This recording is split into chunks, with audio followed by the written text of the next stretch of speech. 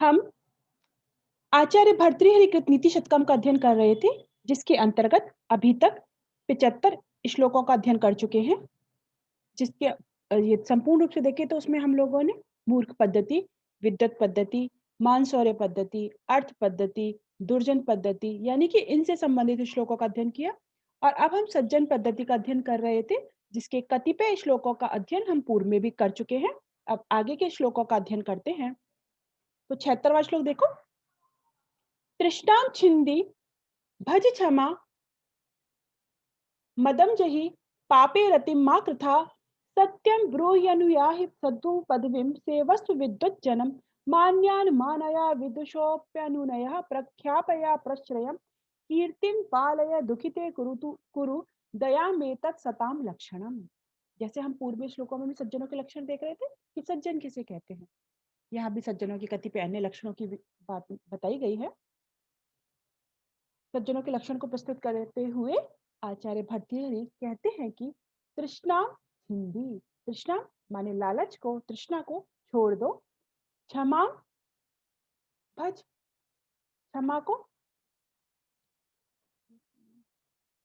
क्षमा भज, क्षमा को यानी सहनशीलता को धारण करो। मदम जही, मद माने घमंड को छोड़ दो।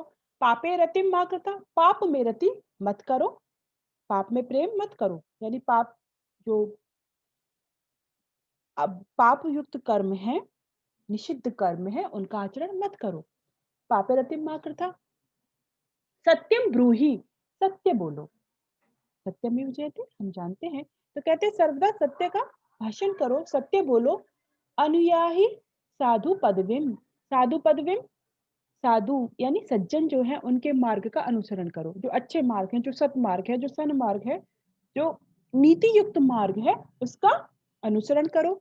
सेवस्व विद्वत जनम, विद्वानों की सेवा करो। मान्यान मानया, जो सम्मान्य लोग हैं, जिनका सम्मान करना चाहिए, उनको मानय माने आदर सम्मान करो।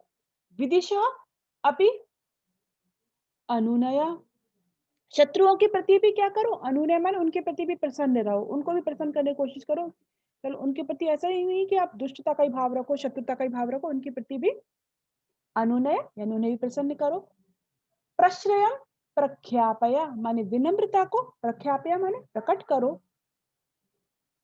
कीर्तिम पालय माने यश का पालन करो यानी यश प्राप्ति का प्रयत्न करो। और दुखिते कुरु दया, जो दुखिते यानी दुखी जनों पर, जो कष्ट से पीड़ित है, किसी भी आपत्ति में है, उन पर दया करो, उनकी सहायता करो। एताम सताम लक्षणम, एतत माने यह है, सताम माने सज्जनों के, लक्षणम माने लक्षण है। तो सज्जनों के लक्षण बताए गए हैं। तृष्णा को छोड़ो, लालच को छोड़ दो, क्षमा को, सहनशीलता को धारण करो, घमंड को छोड़ दो, पाप में प्रेम मत करो यानी पाप में रति मत करो, सत्य का भाषण करो सर्वदा, हमेशा सन्मार्ग का पे चलो, अच्छे मार्ग पर, नीति युक्त मार्ग पर चलो, उसी का अनुकरण करो। विद्वानों की सेवा करो ताकि हमें ज्ञान प्राप्त हो सके। सम्मानीय व्यक्तियों का आदर सम्मान करना चाहिए। जो शत्रु है उनके प्रति भी उन्हें प्रसन्न करने का प्रयास करना चाहिए। विनम्रता को धारण करना चाहिए। यश प्राप्ति के लिए प्रयत्न करना चाहिए, यश का पालन करो। और जो दुखी व्यक्ति हैं, जो किसी भी कष्ट से पीड़ित है, उनकी सहायता करो। ये जो जितने सारे लक्षण है कि सहायता करना, लालच को छोड़ देना, घमंड मत नहीं करना, सहनशीलता, सत्य, सेवा, सम्मान, प्रसन्न करना, विनम्रता को, विनम्र का भाव और दया, यश आदि, ये सभी सज्जनों के लक्षण हैं। यहाँ पे ये बताया गया है। तो बहुत ही सरल श्लोक है, बहुत ही छोटे छोटे अल्प समास है, जिसमें अत्यंत ही अर्थ, पढ़ते से ही अर्थ हमें सहज बोध हो जा रहा है, तो इसमें अत्यंत कोई कठिनता है नहीं। साधु विकृतम छंद है, दीपक अलंकार है, सारी क्रियाओं मैंने पहले ही बताया था, अनेक क्रियाओं का एक कारक से संबंध होना, ठीक है, और अनेक धर्मों का एक धर्म से संबंध होना, जो हम लोगों ने दीपक अलंकार देखा था उसमें भी है, यहाँ पे दीपक अलंकार है। अगला श्लोक देखते हैं। यहाँ पे भी किसका, सज्जन पद्धति चल रही है, तो सज्जनों का ही वर्णन है। मनसी वाची काय पुण्य पीयूष पूर्णा त्रिभुवन मुपकार श्रेणी भी पूरयन्तः परगुण परमाणुन पर्वती कृत्य नित्यम निज हृदय विकसंता संति संतः कियन्तः। ऐसे सज्जन कितने हैं, बहुत ही कम है। कैसे, ऊपर उनकी जो विशेषताएँ बताई गई हैं। तो संसार में ऐसे सज्जन मिलना अत्यंत ही दुर्लभ है, इस बात को प्रतिपादित करते हुए कवि कह रहे हैं आचार्य भर्तृहरि, मनसि वचसि काय पुण्य पीयूष पूर्णा। मनसि माने मन में, वचसि वाणी में, और काय माने शरीर में, पुण्य पीयूष पूर्णा। पुण्य कर्म रूपी पीयूष माने अमृत से, पूर्ण माने जो भरे हुए हैं। क्या है? जो हमेशा बेटा मन से हो, चाहे वाणी से हो, चाहे शरीर से हो, मन मनसा वाचा कर्मणा कहा जाता है ना, मन, वाणी, कर्म तीनों से ही व्यक्ति को, शरीर तीनों से ही व्यक्ति को क्या करना चाहिए? हमेशा दूसरे का उपकार करना चाहिए, दूसरे की भलाई करनी चाहिए, और कभी भी किसी के लिए क्या नहीं करना चाहिए? अपकार उसका नहीं करना चाहिए, उसे कष्ट नहीं देना चाहिए। जैसे मैं पहले भी बता चुकी हूँ कि अहिंसा का तात्पर्य इतना नहीं है कि हम किसी को शारीरिक कष्ट दें। हिंसा का तात्पर्य इतना नहीं कि हम किसी को शारीरिक कष्ट दें। हिंसा, ठीक है? और अहिंसा क्या है? अहिंसा यह नहीं कि हमने किसी को शारीरिक कष्ट हमने देना बंद कर दिया, हम किसी को शारीरिक रूप से प्रताड़ना नहीं कर रहे, तो वो अहिंसा है, ऐसा नहीं है। अहिंसा एक व्यापक अर्थ है। अहिंसा मन से भी किसी के प्रति हिंसा नहीं करना, वचन से भी किसी के प्रति हिंसा नहीं करना, और शरीर से भी। मन से कैसे? हम किसी के प्रति बुरा ना सोचें, मन में हमारे प्रति किसी के प्रति कुविचार ना आए। वाणी से हम किसी को ऐसे वचन ना कहें जिससे उसको कोई कष्ट पहुँचे, कोई दुःख पहुँचे। तो ये यहाँ पे कह रहे हैं, मन से, वाणी से और शरीर से जो पुण्य कर्म रूपी अमृत से भरे हुए हैं। और कैसे हैं? उपकार श्रेणी भी त्रिभुवन पूरी अंतः। उपकार श्रेणी भी माने उपकारों के द्वारा, बहुत, और उपकार श्रेणी भी कहा यानी बहुत सारे उपकार। उपकारों से क्या करते हैं वो अपने? त्रिभुवनम माने तीनों लोकों को, पूरी अंतः, कहीं पे प्रीड़यंता पाठ भी पाता है, तो उसको मतलब भरते हुए यानी उन्हें प्रसन्न करते हुए, अपने उपकारों के द्वारा तीनों लोगों को प्रसन्न करते हुए, पर गुण परमाणु, दूसरे के परमाणु के समान बहुत ही छोटे गुण हैं किसी के, उसको भी क्या करते हैं ये? पर्वती कृत्य, पर्वत के समान बताते हैं, अरे यार इसमें तो कितना विशाल गुण है, कितना अच्छा है, कितना श्रेष्ठ व्यक्ति है। दूसरों के अत्यंत सूक्ष्म गुणों को भी पर्वती कृत्य माने पर्वत के समान बना करके, निज हृदय विकसंता माने निज हृदय, निज माने अपने हृदय माने हृदय में, नित्य माने हमेशा, जो सर्वदा, विकसंता माने प्रसन्न होने वाले, संता कियंता ऐसे सज्जन, कियंता माने कितने हैं, यानी अत्यंत ही दुर्लभ है, बहुत ही कम है।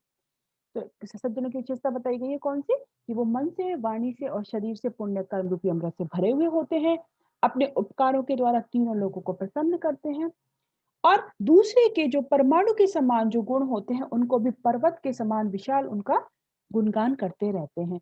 वो कहते हैं ना कि अपने गुणों को तो छुपा लेंगे लेकिन दूसरे के गुणों को बताएंगे। अपने ने जो उपकार किया उसको तो कभी नहीं कहेंगे, आत्मश्लाघा नहीं है इनमें, लेकिन दूसरे ने तो कोई उपकार कर दिया उसको सभा में कहेंगे सबके सामने। तो ऐसे सज्जन बहुत ही दुर्लभ हैं, यह बात यहाँ पे हमें प्रतिपादित की गई है। समझ में आ गया होगा सभी को। ये भी अत्यंत ही सरल श्लोक है, जैसे मैं पहले ही बता चुकी हूँ।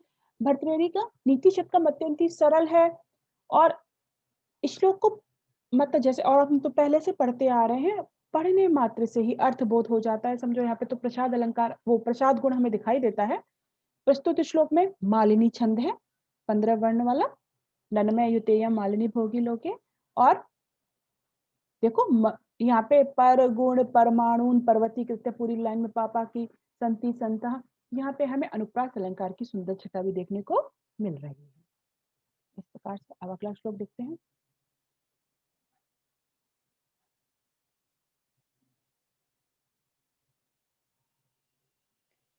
रत्ने महारहै तुतुषुः न देवः न भेजिरे भीम विषेण भीतिम, सुधाम बिना न परयोर विरामम, न निश्चितार्थ विरमंति धीरा।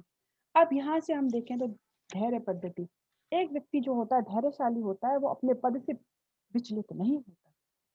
ठीक है, यहाँ पे धैर्यशाली जो महान पुरुष हैं उनका चित्रण किया गया है कि वो अपने निश्चित लक्ष्य को प्राप्त किए बिना, जो लक्ष्य बना लिया है उससे विचलित नहीं होते, तब तक शांति को प्राप्त नहीं करते। तो धैर्य पद्धति यहाँ से स्टार्ट हो रही है। यहाँ पे क्या कह रहे हैं? यहाँ पे वही समुद्र मंथन की जो कथा है पौराणिक, उसका उल्लेख प्राप्त होता है कि समुद्र मंथन हुआ तो सबसे पहले ये सभी को पता है कि मथानी बनाई गई, वज्रांचल पर्वत की समुद्र को मंथना शुरू किया, एक तरफ दैत्य थे एक तरफ देवता थे। सर्वप्रथम क्या निकला? क्या किसके लिए मंथन हुआ था? अमृत प्राप्ति के लिए। बहुमूल्य रत्न निकले, विष निकला, लेकिन कब तक नहीं रुके? जब तक कि अमृत, सबसे अंत में अमृत की कलश लेकर जो धन्वंतरी महाराज प्रकट हुए थे, तो वहां तक वो लोग रुके नहीं।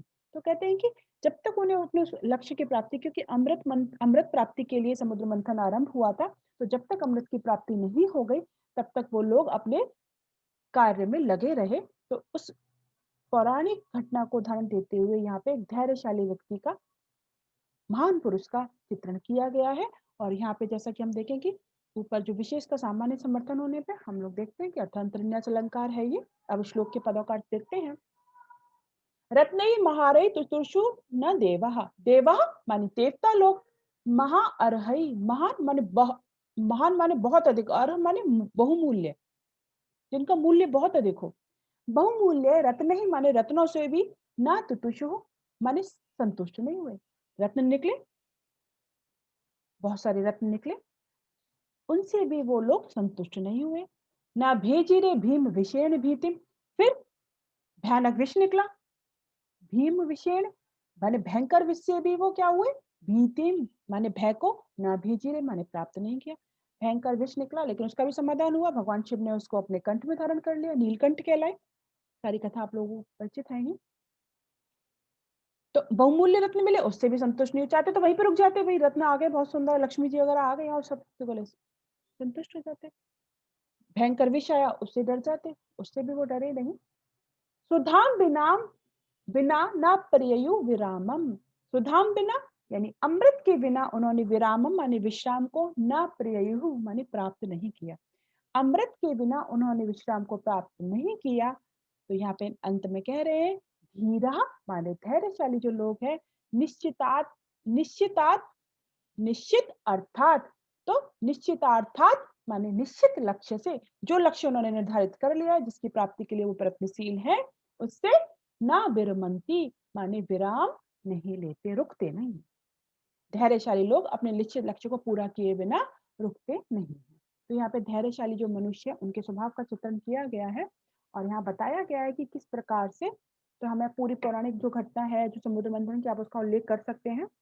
और वैसे तो क्या आप लोगों के में ऑब्जेक्टिव टाइप का आता है, तो तदनुसार ही आप उसकी तैयारी करेंगे। तो यहाँ पे अमृत की प्राप्ति के लिए जो निरंतर उद्यमशील थे, ऐसे देवता, वो इन चीजों से संतुष्ट नहीं हुए, ना ही उस कार्य से रुके, अपने लक्ष्य प्राप्ति को करके ही उन्होंने विश्राम लिया। ऐसे ही जो धैर्यशाली व्यक्ति होता है, महान पुरुष होता है, वो धैर्य रखते हैं, एकदम विपत्तियां छोड़ते नहीं है। और जैसा कि आपको याद आ रहा होगा, नीति शतकम में हम लोगों ने पहले भी कुछ एक श्लोक पढ़ा था, जिसके अंतर्गत कहा गया था कि कुछ व्यक्ति ऐसे होते हैं कि कार्य को आरंभ ही नहीं करते कि उसमें कोई कष्ट आ जाएगा। कुछ व्यक्ति ऐसे होते हैं, कार्य तो आरंभ कर दिया है, जो मध्यम श्रेणी के होते हैं, कार्य तो आरंभ कर दिया है, लेकिन क्या करते हैं, जैसे कोई विघ्न आए बीच में छोड़ देते हैं। और एक व्यक्ति जो उत्तम श्रेणी के हैं, जो श्रेष्ठ हैं, वो कार्य को आरंभ करते हैं, लेकिन चाहे उसमें कितना भी विघ्न क्यों ना आए, कितना भी संकट क्यों ना आए, कितना भी कष्ट क्यों ना आए, उस कार्य को रोकते नहीं है, जब तक वो अंत पे ना हो जाए, पूर्ण रूप से संपन्न ना हो जाए। तो यहाँ पे हमें वो वाला श्लोक भी हम उसको उद्धृत कर सकते हैं, यदि व्याख्या विशेष के रूप में वैसे पूछा जाए तो। तो ये हमने देखा उपजाति छंद है यहाँ पर।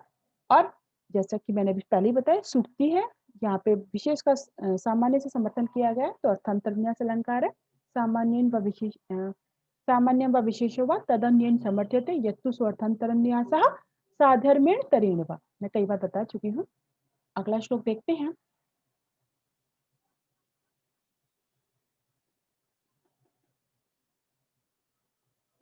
निंदन्तु नीति निपुणा यदि वास्तुवन्तु, लक्ष्मी समा विशतु गच्छतु वा यथेष्टम, अद्यैव वा मरणमस्तु युगांतरे वा न्यायात पथा प्रविचलन्ति पदम न धीरा। वही धैर्य पद्धति, धैर्यशाली पुरुष के बारे में बताया गया है कि वो न्याय के मार्ग से एक कदम भी पीछे नहीं हटते, यानी सदैव न्याय के मार्ग का अनुसरण करते हैं। तो क्या कह रहे, और कैसी क्या उन पे आ रहा है, नीति निपुण, नीति में निपुण लोग, निंदन माने चाहे निंदा करें, यदि वास्तवंतु या उनकी प्रशंसा करें। जो नीति में निपुण व्यक्ति हैं, चाहे उनकी निंदा करें या उनकी प्रशंसा करें, उन्हें कोई फर्क नहीं पड़ता। यदि उन्होंने कोई वो न्याय का मार्ग है, जो उनका कठिन मार्ग है, उसको यदि वो अनुसरण कर रहे हैं, किसी कार्य को आरंभ कर रहे हैं, तो वो उससे हटते नहीं है न्याय पथ से। लक्ष्मी समाविशतु, धन संपत्ति उन्हें समाविशतु माने समीप आए, प्राप्त हो, गच्छतु वा यथेष्टम, अथवा इच्छानुसार, यथेष्टम, इच्छा के अनुसार चली जाए। चाहे उन्हें लक्ष्मी प्राप्त हो, धन प्राप्त हो, संपत्ति प्राप्त हो, ऐश्वर्य प्राप्त हो अथवा चला जाए, उन्हें उससे भी कोई फर्क नहीं पड़ता। अद्येव वा मरणमस्तु, आज ही मृत्यु हो जाए या युगांतरे वा अथवा एक युग के बाद हो। चाहे उनकी मृत्यु आज ही हो जाए अथवा युगांतरे माने एक युग के बाद हो, न्यायात माने न्याय के मार्ग से, तथा माने मार्ग से, प्रविचलंती माने विचलित नहीं होते हैं। प्रविचलंती माने विचलित, न माने नहीं होते हैं, पदम माने थोड़ा सा भी, एक पग भी, धीरः माने जो धैर्यशाली व्यक्ति हैं। जो धैर्यशाली व्यक्ति है वो न्याय के मार्ग से एक कदम भी, जरा सा भी विचलित नहीं होते हैं, चाहे उनके सामने कितनी कष्ट संकट क्यों ना आ जाए। तो धैर्यशाली लोगों के स्वभाव का वर्णन किया गया है। धैर्यशाली पुरुष कैसा होता है? न्याय के आचरण से कभी भी पीछे नहीं हटता, चाहे नीति शास्त्र में निपुण व्यक्ति उनकी निंदा करे या प्रसन्नता करे, धन प्राप्त हो या ना हो, आज ही मृत्यु प्राप्त हो जाए या युगांतर में भी मृत्यु हो या दीर्घायु हो उनकी, लेकिन वो अपने जीवन को खतरे में डालकर भी वे न्यायपूर्ण आचरण, मतलब उस वाले मार्ग पर चलते हैं, कभी भी कुमार्ग का, कभी भी गलत मार्ग पे नहीं जाते हैं और धैर्य धारण रखते हैं कि सब कुछ सही होगा और उस पर अडिग रहते हैं। वसंत तिल का छंद है यहाँ पे, देखोगे तो 14 वर्णों का, और उदात्त अलंकार है जिसका वो बताई गई है। अगला श्लोक देखते हैं, एक आज ये और एक देख लेते हैं। भन्निस्तस्य जलायते जलनिधि कुलयायते तत्क्षणात् मेरु स्वल्प शिलायते मृगपति सद्य कुरंगायते व्यालो माल्य गुणायते विश्रसा पीयूष वर्षायते यस्यांगे अखिल लोक बल्लभ तमम शीलम समुल मीलति। यहाँ पे सदाचार की बात बताई गई है। जो सदाचार है, अच्छा आचरण है, वो जिसके पास है, वो सर्वश्रेष्ठ गुण जिसके पास है, उसके लिए सारे जो कार्य हैं, दुस्साध्य कार्य होते हैं, वो भी सरलता से पूर्ण हो जाते हैं। इस भाव का प्रतिपादन यहाँ पे किया गया है। तो क्या कह रहे हैं?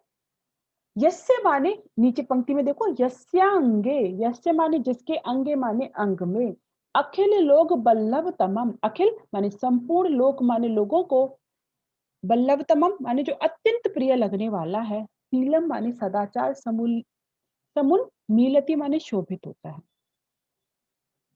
जिसके अंग में, यानी जिस जो इस कहना क्या चाह रहे हैं, जिस जो सदाचार से पूर्ण है, जिसका आचरण अच्छा है, सत्य है, चरित्र अच्छा है, जिसके अंग में सब लोगों को प्रिय लगने वाला सदाचार का गुण होता है, सुशोभित होता है।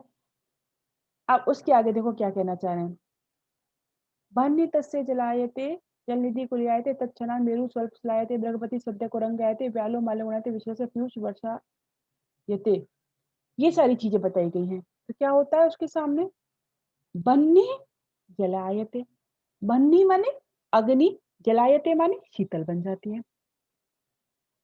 उसके आगे अग्नि भी मानो ऐसी हो जाती है जैसे शीतल रूप को धारण करती है, शीतल जल का रूप धारण कर लेती है। जलनिधि माने समुद्र भी क्या हो जाता है? कुलयायते माने छोटी सी नदी बन जाता है, छोटी सी नहर बन जाता है समुद्र भी। तत्क्षणात् माने तत्क्षण माने उसी समय। मेरु यानी सुमेरु पर्वत जो बहुत विशाल है, वो भी स्वल्प शिला, छोटी सी शिला बन जाता है। स्वल्प शिलायते, छोटी सी शिला बन जाता है। मृगपति माने सिंह जो है वो क्या हो जाता है? सद्य माने तुरंत ही, शीघ्र ही, कुरंगायते माने हिरण बन जाता है। सिंह है भयंकर, वो भी उनके सामने क्या हो जाता है? छोटा सा हिरण बन जाता है। व्याल माल्य गुणायते, व्याल माने सांप जो होता है वो माल्य गुणायते माने पुष्पमाला के समान बन जाता है। और विष रसा पीयूष वर्षायते, और विष रसा माने विष का रस, यानी जो विष है वो भी मानो पीयूष वर्षायते, अमृत की वर्षा करने वाला बन जाता है, अमृत की वर्षा को करने वाला हो जाता है। तो यहीं पे कह रहे हैं, जिसके अंग में संपूर्ण लोक को प्रियतम लगने वाला सदाचार का गुण रहता है, सुशोभित होता है, उसके लिए अग्नि भी शीतल रूप धारण कर लेती जल के समान। समुद्र भी उसके लिए तत्क्षण छोटी नहर बन जाता है, सुमेरु पर्वत भी छोटी सी शिला बन जाता है। जो मृगपति है यानी कि सिंह है, वो भी शीघ्र ही उसके लिए हरण के जैसा हो जाता है। जो सांप है वो उसके लिए माला के समान हो जाता है। और विषरसा यानी जो विष का विष है वो भी मानो अमृत के तुल्य उसके लिए हो जाता है। तो यहाँ पर किसकी महत्ता बताई गई है? सदाचार की। सदाचार को सबसे महत्वपूर्ण बताया गया है। सदाचार इसका मतलब व्यक्ति को हमेशा अच्छा आचरण करना चाहिए। वो सदाचारी जो व्यक्ति होता है वो कठिन से कठिन कार्य को भी बहुत ही सरलता से, सहजता से पूर्ण कर लेता है और उसके लिए ये सब चीज़ें ऐसी हो जाती हैं। बहुत बड़ी कठिनाई होगी वो भी ऐसी लगेगी कोई बहुत बड़ी कठिनाई नहीं है। जिसके लिए वो बहुत बड़ी कठिनाई हो सकती है उनके लिए वो कठिनाई के समान नहीं होती। और यहाँ पे तो देखो हम लोगों ने देख ही रहे कि बग आग भी ऐसे हो जाती है मानो जल बन गई हो, समुद्र भी मानो छोटी-सी नहर बन गया हो, पर्वत भी छोटी-सी शिला बन गया हो, इस प्रकार से। तो यहाँ पर हमको देखने को मिलता है शार्दूल तीर्थम छंद है, बड़ा है ये तो गिनोगे आप उसको प्रैक्टिस करते रहोगे। तो इस प्रकार से यहाँ पे दिखाई देता है, उपमा अलंकार भी हमें दिखाई देता है। तो यहाँ तक आज हम लोगों ने 80 श्लोकों का अध्ययन कर लिया है। आगे के श्लोकों का अध्ययन हम आगे की क्लास में करेंगे। अब मैं यहीं पर इसे